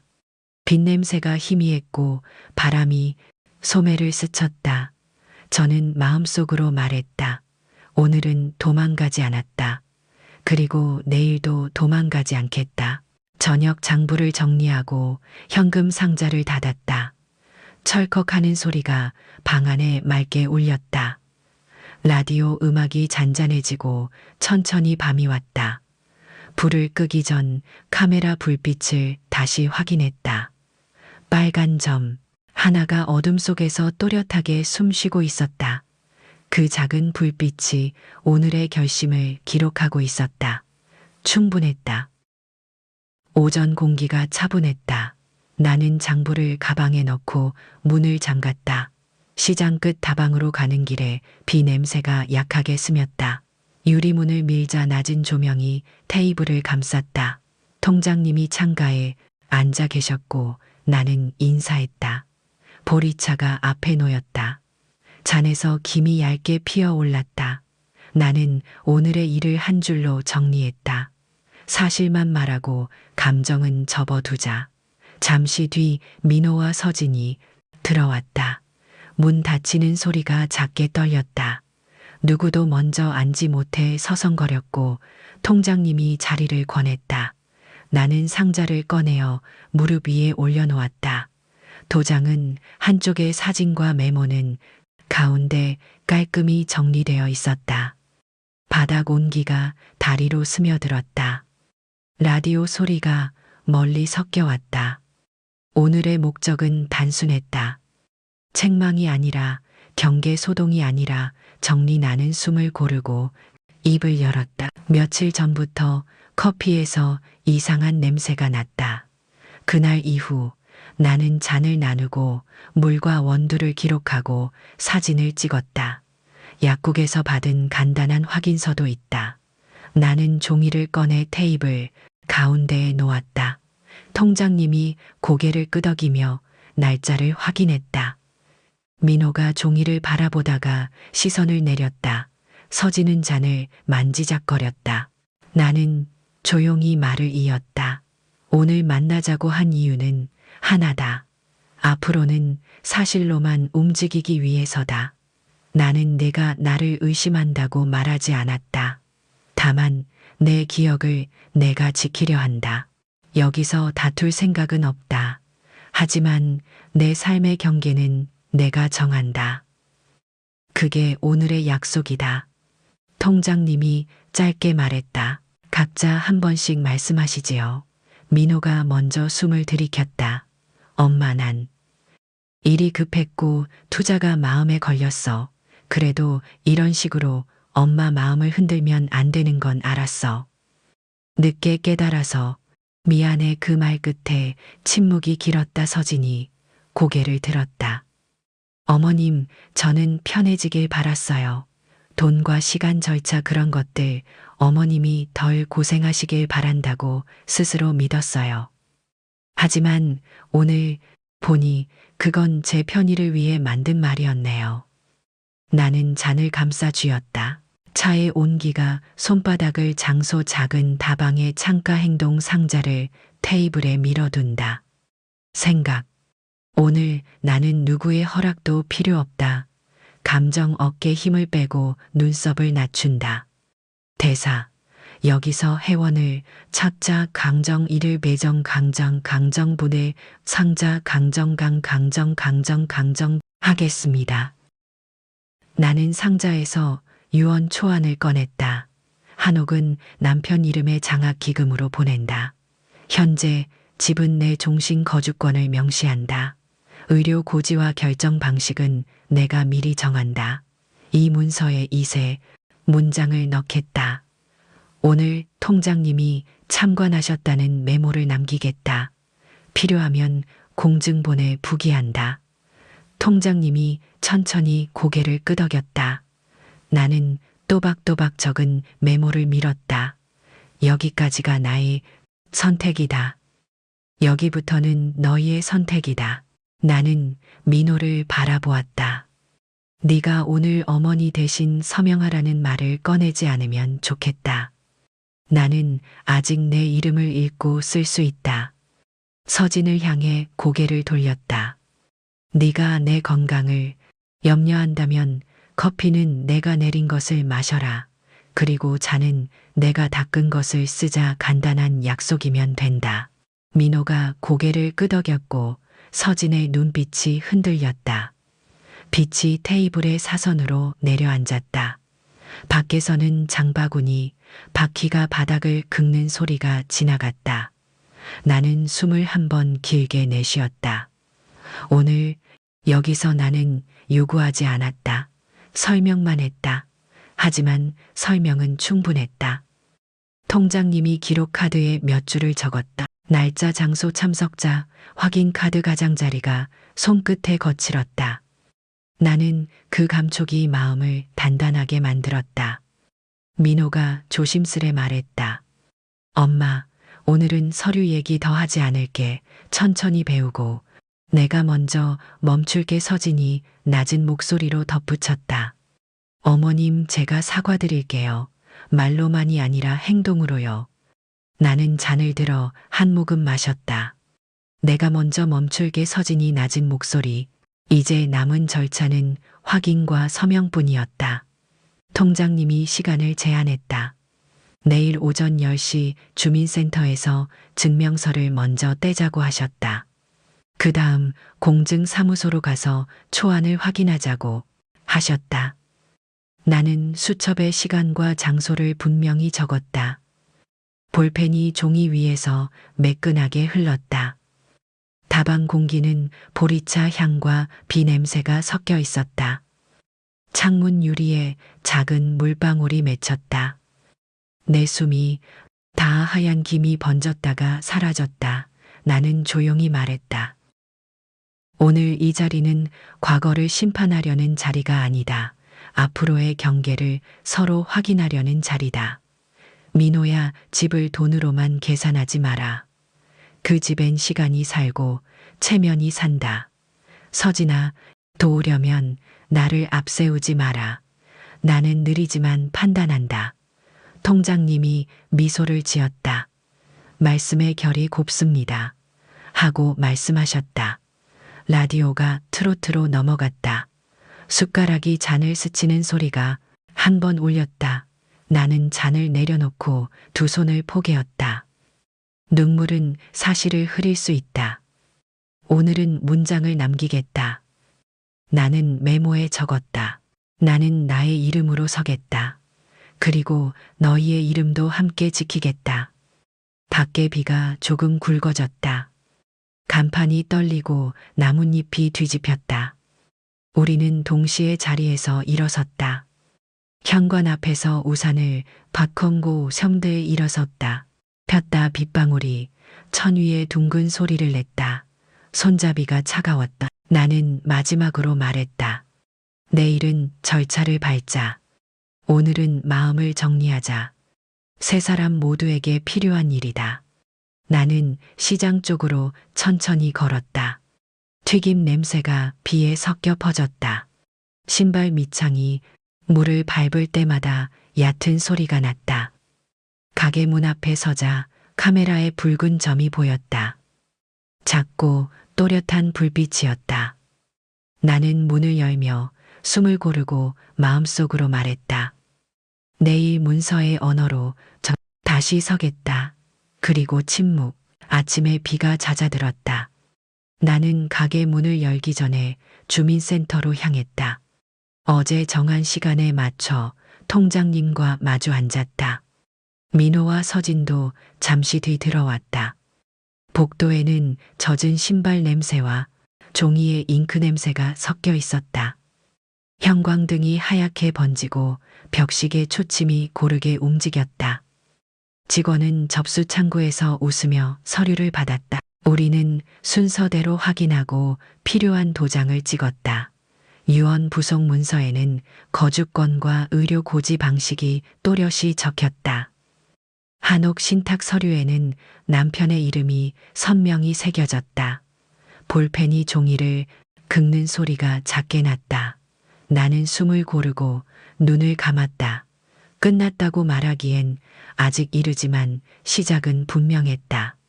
밖으로 나오자 약한 바람이 볼을 스쳤다. 통장님이 말했다.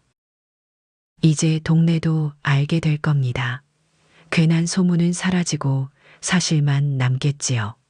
나는 고개를 끄덕였다. 민호가 조심스럽게 다가왔다. 엄마, 오늘은 내가 운전해서 모실게. 괜찮다. 나는 걸어가겠다. 걸어야 마음이 가라앉는다. 우리는 시장 입구까지 함께 걸었다가 서로 헤어졌다. 가게에 돌아와 라디오를 켰다.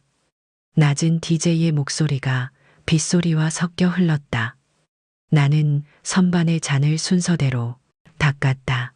금이 있는 잔을 들어 빛에 비추었다. 그 금이 오늘은 더 이상 상처가 아니었다. 살아남은 선과 경계처럼 느껴졌다. 문이 열리고 동네 아주머니가 들어왔다. 커피 한 잔만 부탁할게. 나는 진하게 한 잔을 내렸다. 향이 천천히 퍼지고 온기가 손바닥으로 스며들었다. 그때 휴대전화가 진동했다. 민호였다. 엄마, 오늘 저녁에 잠깐 들러도 될까? 나는 잠시 생각하고 괜찮다고 답했다. 해가 기울 무렵 그들이 왔다. 시장 비닐봉지가 문에 스치는 소리가 났다. 서진은 작은 봉투를 내밀었다. 약국에 가서 상담을 받고 왔어요. 카페인 줄일 방법과 복용 주의사항을 적어주셨어요. 어머님께 괜한 불안 드린 것 사과드리고 싶어요. 나는 봉투를 받아 계산대 위에 놓았다. 종이에 모서리가 손끝에 거칠게 닿았다. 나는 서진을 바라보았다. 오늘부터는 내 잔은 내가 채우고 내가 닦겠다. 내 잔도 내가 채우고 내가 닦아라. 우리는 그 약속부터 지키자. 서진이 고개를 숙였다. 알겠습니다. 어머님. 민호가 말을 이었다. 엄마, 한옥 일은 내가 관여하지 않겠다. 신탁과 장학금이 잘 운영되도록 내가 도울게. 나는 조용히 대답했다. 돕고 싶다면 서두르지 말아라. 시간이 이 집의 언어다. 그 말에 방 안의 공기가 가볍게 풀렸다. 나는 상자에서 사진 한 장을 꺼냈다. 젊은 날 마루에서 웃던 남편의 모습이었다. 사진을 테이블에 내려놓고 말했다. 이 집은 돈보다 길다. 우리는 길 속에서 조금만 바르게 서면 된다. 라디오에서 트로트가 흘렀다. 의자는 바닥을 긁으며 작게 움직였다. 나는 주전자에 물을 올렸다. 김이 얇게 오르고 잔이 따뜻해졌다. 세 사람의 손이 같은 테이블 위에 있었다. 아무도 큰 소리를 내지 않았다. 하지만 마음은 조금 가까. 장소 조용한 가게의 저녁 행동잔을 각자 앞에 둔다 생각. 이제는 숨기지 않고 천천히 산다. 감정 가볍지만 의연하다. 대사. 여기서 서로의 체면을 지키자. 나는 커피를 나누어 따랐다. 민호가 한 모금 마셨다. 서진도 잔을 들어 조심스레 입술을 적셨다. 그 얼굴에 작은 안도의 그림자가 스쳤다. 나는 마지막으로 말했다. 오늘의 일은 누구를 벌주는 일이 아니다. 각자의 경계를 세우는 일이다. 내일도 이 자리를 지키겠다. 밖에서는 비가 다시 시작되었다. 간판이 흔들리고 바람이 유리문을 밀었다. 나는 카메라의 불빛을 확인했다. 붉은 점이 작고 또렷하게 깜빡였다. 기록은 계속될 것이다. 그러나 오늘의 기록에는 용서라는 단어가 함께 찍혔다. 나는 잔을 들어 따뜻함을 천천히 삼켰다. 밤이 오기 전 한 줄을 메모했다. 나는 오늘 나의 이름으로 서 있었다. 그리고 너희의 이름도 함께 지켰다. 문이 다시 열리고 통장님이 비를 털며 들어왔다. 지나는 길에 들렀다고 하셨다. 나는 따뜻한 보리차를 내어드렸다.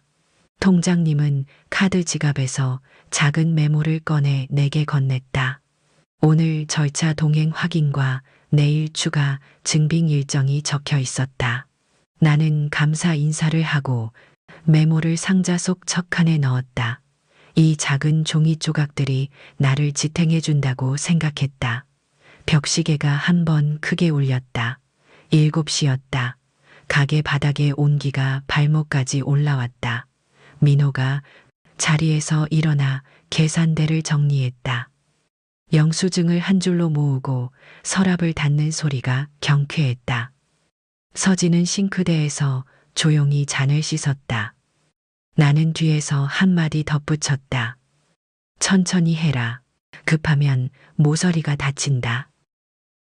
둘은 동시에 네 하고 대답했다. 라디오 진행자가 마지막 멘트를 전했다. 오늘 하루 수고 많으셨습니다. 내일도 각자의 자리에서 빛나시길. 그 문장이 가게 공기 사이로 퍼졌다. 나는 등받이에 등을 기댔다. 피로가 어깨에서 서서히 풀렸다. 하지만 정신은 흐리지 않았다. 오늘의 결심이 혈맥을 타고 또렷이 돌고 있었다. 나는 선반 맨 위칸에 있는 찬압을 꺼내 뚜껑을 열었다. 안에는 작은 엽서가 몇 장 들어 있었다. 남편과 함께 다녔던 시장의 오래된 사진이었다. 사진을 한 장 꺼내 카운터 앞에 세워두었다. 이 자리를 지키는 마음을 잊지 말자는 뜻이었다. 문 밖 비는 굵어졌다가 다시 잦아들었다. 나는 계산대 불을 낮추고 창밖을 바라보았다. 골목 끝 포장마차에서 김이 오르고 있었다. 비닐 차양 아래 사람들의 어깨가 가까웠다. 서로의 체온이 비와 어둠을 조금 덜 차갑게 만드는 듯했다. 오늘 우리는 말수는 적었지만 마음의 거리를 조금 줄였다. 내일의 절차는 짧지만 의미는 길 것이다. 충분히 분명하다. 아침 공기가 맑았다. 나는 가게 셔터를 올리며 깊게 숨을 들이마셨다. 비는 밤새 그쳤고 골목은 깨끗했다. 바닥엔 얕은 물결만 남아 빛을 반사했다. 라디오를 켜자 낮은 음악이 부드럽게 흘렀다. 김치 냉장고가 조용히 떨렸고 분쇄기 옆에 햇살이 떨어졌다. 나는 오늘의 원두를 손바닥에 올려 향을 맡았다. 고소한 냄새가 배 깊숙이 내려가 마음을 가라앉혔다. 물은 유리 보온병의 눈금을 따라 정확히 올랐다. 잔은 3개를 꺼냈다. 금이 있는 잔은 맨 안쪽에 두고 깨끗한 잔 2개를 앞쪽에 나란히 놓았다. 오늘은 누구에게도 증명할 필요가 없지만 나는 여전히 순서를 지키기로 했다. 순서는 내 편이 되어 주었다. 문이 열리고 단골 아주머니가 들어왔다. 어제 비가 많이 왔지요 하며 웃었다. 나는 진하게 한 잔을 내어드렸다. 뜨거운 김이 얼굴을 스치고 보리 과자의 달큰한 냄새가 따라왔다. 아주머니는 조용히 말했다. 요즘 마음이 단단해 보이네요. 나는 짧게 고개를 끄덕였다. 단단함은 소란보다 느렸다. 하지만 오래갔다. 점심 무렵 통장님이 들렀다. 작은 봉투를 내밀며 신탁 접수 확인서를 건네주었다. 나는 봉투를 열어 날짜와 도장이 선명한지 확인했다. 종이의 거친 감촉이 손끝에 닿았다. 이제 한옥은 남편 이름으로 세워진 장학기금의 첫 돌이 되었다. 그 집이 길러낸 햇빛과 그림자가 아이들의 책으로 옮겨갈 것이다. 민호에게서 메시지가 왔다. 엄마, 오늘 저녁 잠깐 도와줄 일 있을까요? 나는 괜찮다고 했다. 대신 내일 한옥 사진을 함께 정리하자고 적었다. 그 아이는 곧장 알겠다고 답장을 보냈다. 짧은 글씨였지만 힘이 빠지지 않았다. 서두르지 않는 문장에는 숨이 있었다. 서진에게도 문자가 왔다. 어머님, 다음 주에 건강검진 같이 가실래요? 나는 좋다고 했다. 내가 먼저 스케줄을 잡고 알려주겠다고 덧붙였다. 그 아이가 네 하고 답했다. 짧은 글이었지만 예전보다 결이 부드러웠다. 나는 선반 위 찬압을 꺼냈다. 안에는 오래된 사진과 손편지가 있었다. 한 장을 골라 빛에 비추니 젊은 날의 우리가 웃고 있었다. 그 사람의 어깨가 내 어깨에 닿아 있었다. 사진은 말이 없었지만 온기가 있었다. 나는 사진을 계산대 앞에 세워두었다. 오늘 하루 가게에 등불이 되라고. 오후 바람이 문턱을 넘어왔다. 원두를 볶는 냄새가 골목까지 퍼졌다. 지나가던 학생 둘이 고개를 들었다. 향이 좋아요라며 웃었다. 나는 엄지손가락을 들어 보였다. 그 웃음이 가게 안으로 들어왔다. 나는 테이블을 닫고 장부를 펼쳤다. 오늘의 문장들을 다시 적었다.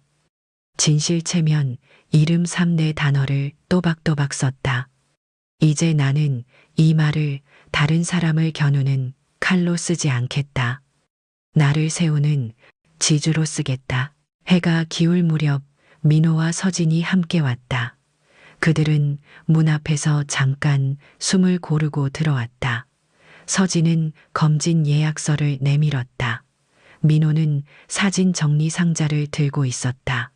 나는 두 사람을 가장 밝은 자리에 앉혔다. 라디오에서는 사연 코너가 시작되었다. 우리는 말수 적게 필요한 이야기만 했다. 한옥 사진을 연도별로 나누고 작은 태그를 붙였다. 봄비 기와 고치는 날, 추석 저녁 사진마다 냄새와 소리와 손의 기억이 되살아났다. 나는 이 사진들을 학비로 바꾸는 일이 억울하지 않냐고 스스로에게 물었다. 아니라고 답했다. 시간은 나에게 남고 집에 숨은 아이들에게 옮겨갈 것이다. 그것이면 충분했다. 서진이 물었다. 어머님, 오늘 커피는 제가 내려도 될까요? 나는 고개를 끄덕였다. 그 아이는 장갑을 끼고 물의 양과 원두의 무게를 확인했다. 눈금에 눈을 맞추는 그 손끝이 조심스러웠다. 추출이 시작되자 향이 천천히 퍼졌다. 나는 잔을 닦아 앞에 놓았다. 그 아이는 본인의 잔을 스스로 채우고 조심히 한 모금 마셨다. 입술에 떨림이 보이지 않았다. 그것으로 충분했다. 민호는 작업을 마치고 조용히 말했다. 엄마, 내일 신탁 계좌 첫 입금이 되면 내 이름으로도 조금 보태고 싶어. 나는 웃으며 말했다. 보태려면 조용히 보태라. 소문은 잘하지만 배움은 조용히 잘한다. 그 아이는 알았다고 했다. 어깨가 가벼워 보였다. 해가 지고 골목에 불이 켜졌다. 유리문에 작은 불빛들이 반짝였다. 나는 카메라의 붉은 점을 확인했다. 작고 정확했다. 오늘은 그 불빛보다 내 마음이 더 선명했다. 가게 문을 닫기 전 마지막 손님이 들어왔다. 여행자 같았다. 그는 부산이 처음이라고 했다. 나는 바다 냄새가 나는 길을 알려주었다. 그는 커피를 마시고 조용히 말했다. 이 동네는 향이 따뜻하네요. 나는 웃었다. 향이 따뜻한 동네는 사람들이 서로의 체면을 지키는 동네라고. 밤이 깊어졌다. 나는 의자를 올리고 바닥을 닦았다. 걸레에 스민 미지근한 물이 손목을 타고 흘렀다. 몸은 피곤했지만 마음의 중심은 흔들리지 않았다. 서랍을 정리하며 작은 메모, 상자를 맨 위 칸에 올렸다. 이제 이 상자는 자주 열지 않을 것이다. 그럴 필요가 줄어들고 있었다. 불을 끄기 전 라디오에 짧은 멘트를 남겼다. 오늘 한옥으로 장학 기금이 시작되었다고, 오래된 집이 새로운 길을 만든다고. 목소리가 떨리지 않게 숨을 고르고 말끝을 단단히 붙들었다. 문을 잠그고 골목으로 나왔다. 바람은 차갑지 않았고 하늘은 맑았다. 저 멀리 바다 쪽에서 엷은 소금내가 올라왔다. 나는 한 번 더 숨을 들이마셨다. 내일의 공기가 가볍게 느껴졌다. 집으로 올라가는 계단에서 발걸음을 멈추었다. 나는 오늘을 떠올렸다. 서류의 감촉, 묵은 사진에 냄새, 커피의 온기, 그리고 셋이서 나눈 짧은 약속. 각자 자신의 잔을 스스로 채우자. 내 잔은 내가 닦고 너의 잔은 내가 닦자. 그 약속이 마음속에서 오래 울렸다. 현관 앞에서 하늘을 올려다보았다. 늦은 별 하나가 빛났다. 나는 속으로 말했다. 이제 괜찮다. 나는 나를 지켰고 너희도 너희를 지킬 것이다. 한옥은 길을 만들고 이 집은 오늘을 지킨다. 내 이름과 삶이 서로의 자리를 얻었다.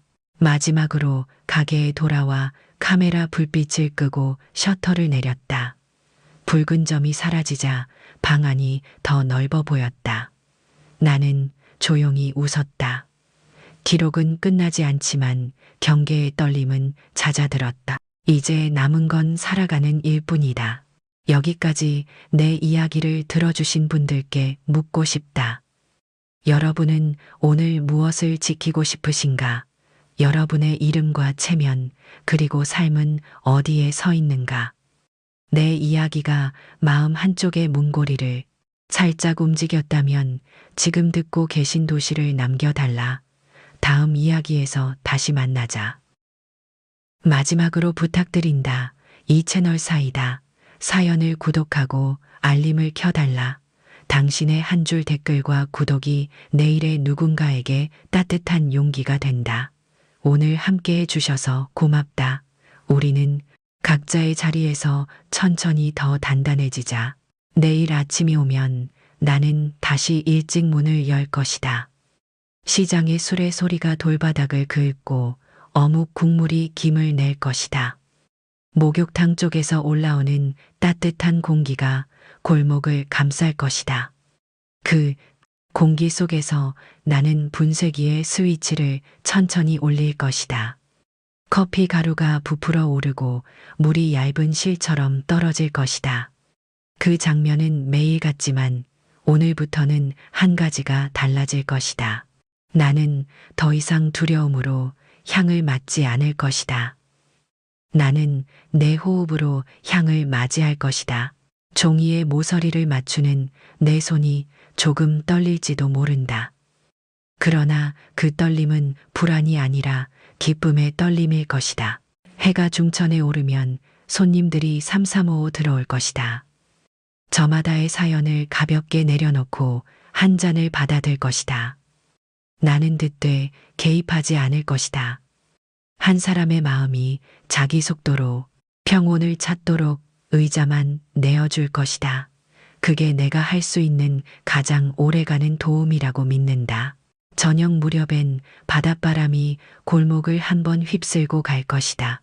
간판이 짧게 흔들리고 유리문이 얇게 떨릴 것이다. 그때마다 나는 문을 손바닥으로 지그시 눌러줄 것이다. 삶에도 그런 손바닥이 필요하다는 생각을 하게 된다. 과하게 열리지도 닫히지도 않게 지그시 눌러주는 손, 그 손이 체면이고 이름이고 진실이다. 가끔은 남편의 노트가 떠오를 것이다. 체면은 집으로부터 시작된다는 문장. 이제 나는 그 문장을 조금 다르게 이해한다. 체면은 집에서만 시작되지 않는다. 체면은 내가 오늘 지킨 작은 습관에서 다시 시작된다. 물을 정확히 붓고 잔을 정확히 닦는 일. 내가 먼저 사과하고 상대의 경계를 존중하는 일. 그리고 필요한 순간 침묵으로 뒤로 물러서는 일. 그 모든 작은 습관이 모여 오늘의 집을 만든다. 밤이 오면 나는 불을 한 칸 낮추고 창밖을 본다. 골목 끝 포장마차에서 김이 오르고 웃음이 터진다. 저 웃음 속에도 각자의 사정이 있을 것이다. 그러나 오늘의 나는 그 사정을 구경만 하지 않을 것이다. 내가 지킬 자리를 지키고 그 자리에 머무를 것이다.